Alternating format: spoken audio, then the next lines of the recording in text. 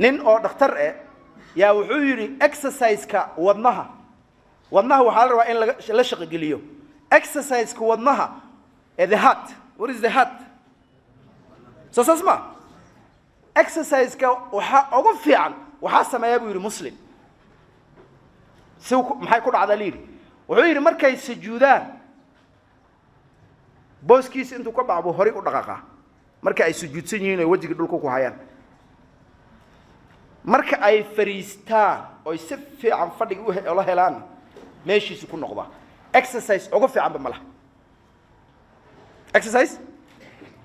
hadda science ku wuxuu ogaaday microphone kan waxa jira rays oo qofka bani aadanka ee dhibaya korontadan waxay leedahay rays qorraxdu waxay leedahay rays maadaama ozone layer la hagaajin lahay oo ma garanaysa factory wax badan ay u dhimeen it is now coming directly affecting us fridge ka guriga ku yaalo harmful rays science ka marka waxa la isweydiin maxaa loogu badbaadi karaa waxa loogu badbaadi karaa la yiraahday qofka inuu carra meel ciid ah maalintii hal mar wajiga dhulka saaro anaga meeqo ilaahay sujuud nafar ya subhanallah sujuud markii lagu dhahay adduunkaada iyo aakhiradaada iyo caafimaadkaada loo diray inaad sujuudo soo ma fahmin dantaada ku jirta waa nimco weey marka lagu leeyahay salaada markaad xirato hal meel